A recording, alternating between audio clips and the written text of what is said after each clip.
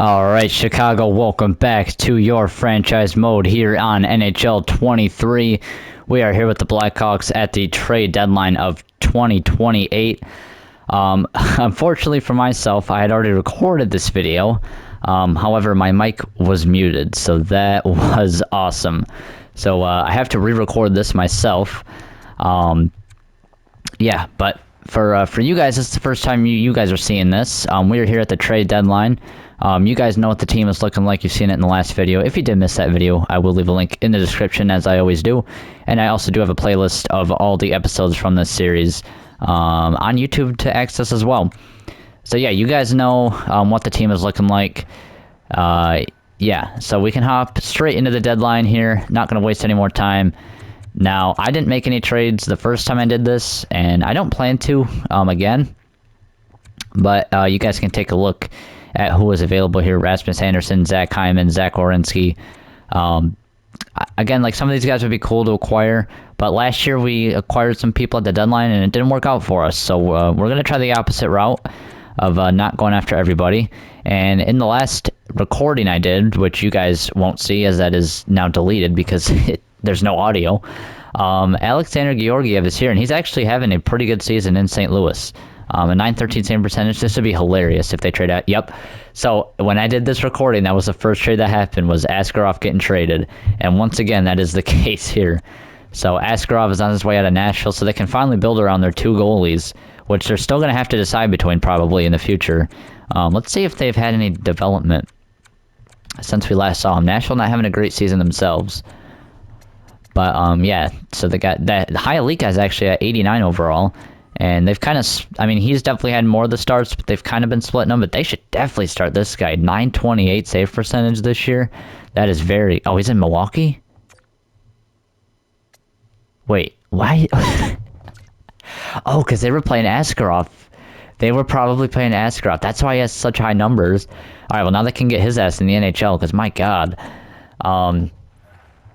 Yeah, wow, that is crazy for Nashville. They can finally let him play in the NHL. But one thing I wanted to point out too, I did this in the last recording. Timothy Leonov, I don't know, did Calgary just trade Rasmus Anderson? No, they didn't. Matthew Coronado. Okay. Timothy Leonov, he has 22 goals and only 2 assists, which is a crazy stat line. This is literally Michael Porter Jr. if you played hockey. Like, 2 assists in 60 games is crazy. Now, he is on a line with 2 playmakers as a sniper, so it makes sense, but I mean, regardless, it's still funny. Like, Ovechkin is one of the most pure goal scorers ever, if not the most pure goal scorer ever. If that even makes sense. But even he, I mean, even in this simulation, he's got 26 assists. Excuse me. Yeah, but I mean, you can look here. I mean, he's had years where he's only had 18 or 19, but he still gets, you know, at least like 20 assists. So it's just funny how that that's how he's simulating, I should say. Which, it's just crazy to look at some of his stats from back then. Like, his first 5 years, 100 points in almost every one of them. Like, that is nuts.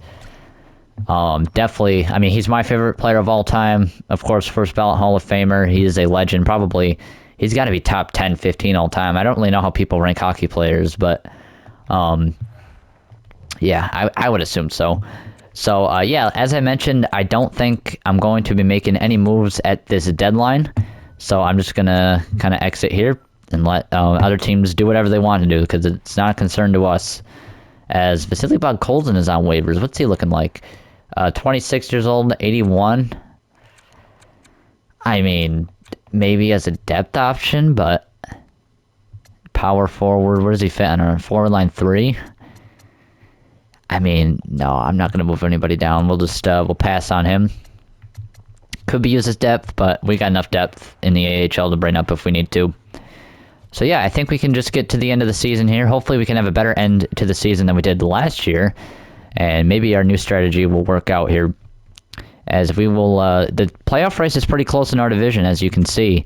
So we're going to have to fight for different seeding here, as we are losing a few games. We're kind of going back and forth. There's a couple wins. And then, of course, as I say that, we get a loss. But this is definitely better than last year. Yeah, we're getting some wins here. We're up to 50 wins on the season, which is good. Oh, yeah, here we go. Here we go. And all right, very solid way to end the season there.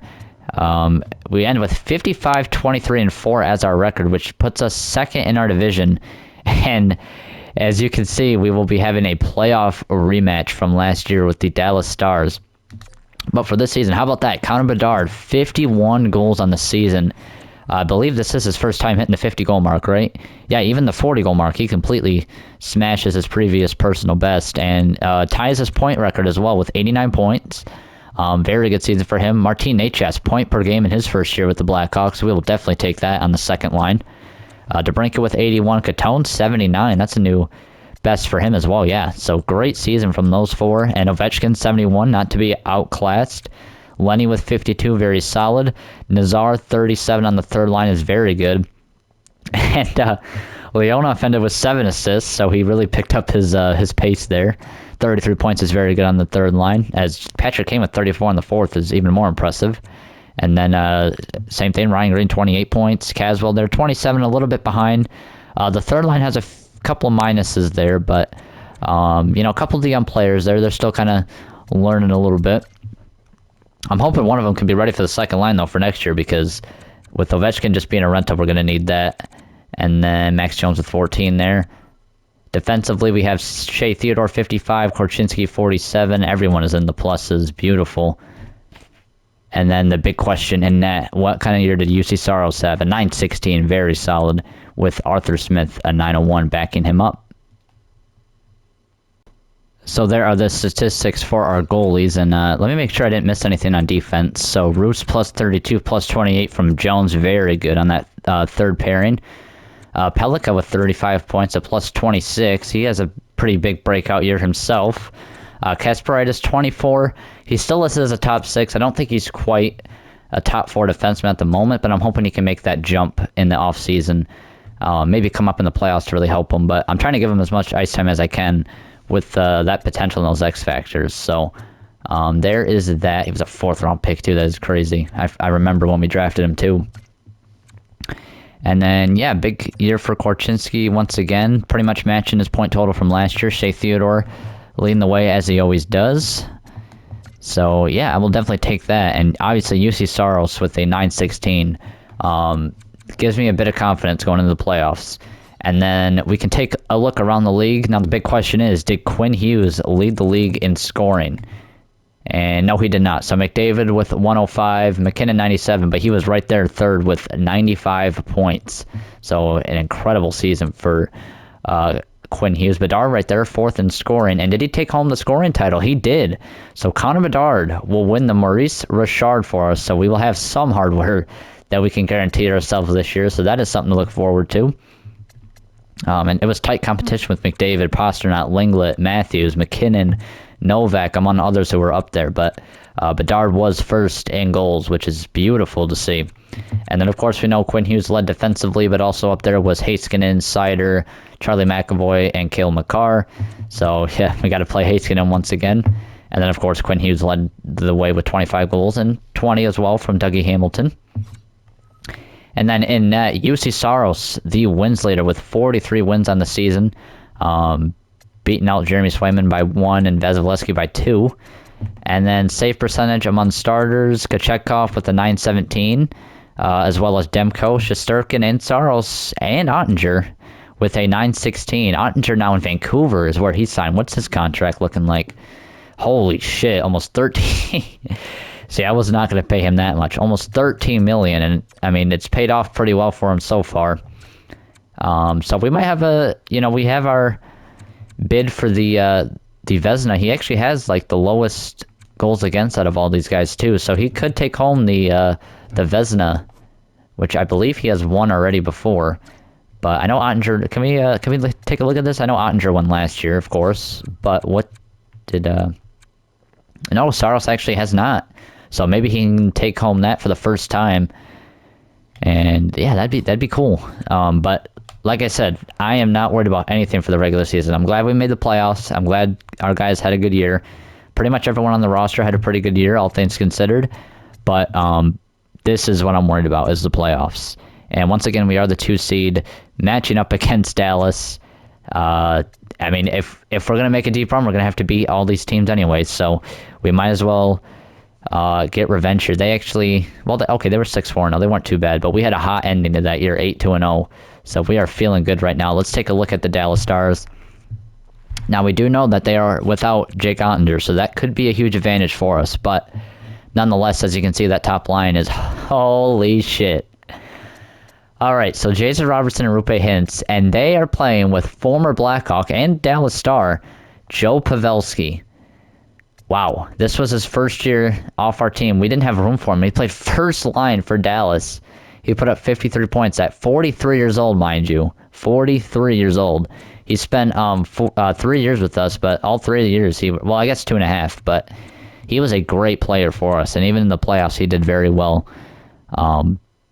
Maybe not so much this season, but especially the last two, he did very well for us. So that is pretty hilarious right there. So Pavelski looking to get his revenge against us after not being able to win.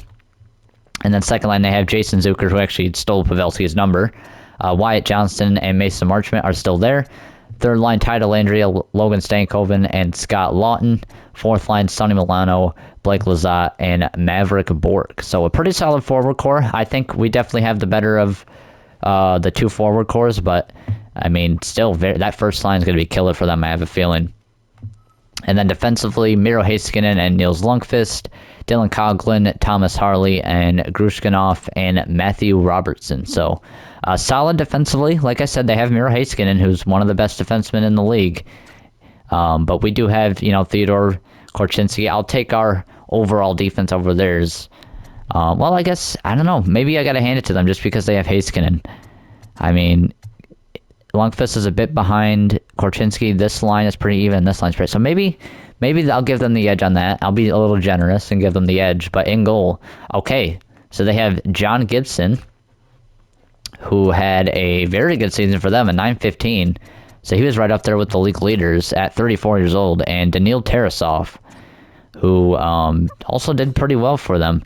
Now in the AHL playoffs a few years ago, he was absolutely shit. But that was a while ago. So big 6'5" goaltender. If Gibson is not playing too well, I figure they're going to start him every game no matter what. But yeah, so Dallas, of course, they're going to be a tough opponent. We've seen them. We've got smoked by them last year, so we know how that felt. So it is time for us to get our revenge, and even Joe Pavelski get our revenge against our former teammate, as he's on his last dance himself over there in Dallas. So yeah, the stage is set. The playoffs are underway. In the next episode, we will get to playoff hockey once again, and this has to be the year, man. Like, last dance for Patrick Kane, potentially, for sure, last dance Seth Jones for our team, as we're going to have to move on from him after this year, just for cap reasons. But yeah, play for your captain, play for your franchise's points leader all time, I assume, Patrick Kane. Play for those guys, and our big guys need to step up. Every person on that team needs to put all forth for us to make a deep playoff run. So yeah, we'll see if we can do that. Hopefully we can. This is going to be a bit of a shorter episode, just kind of a season wrap up. But the next episode is the one you don't want to miss, the playoffs. Hopefully this is the year, as I said. So thank you guys so much for watching this episode. I've been saying this in like every video of recent memory, but the support has been so good recently. Like every video's been getting at least like 50 views in the first 24 hours. We're up to 16 subs, which a few days ago we were at 4, so that's crazy to think about. So yeah, thank you guys so much. If you guys enjoyed the video, please sure to let me know down below. And as always, you guys take care.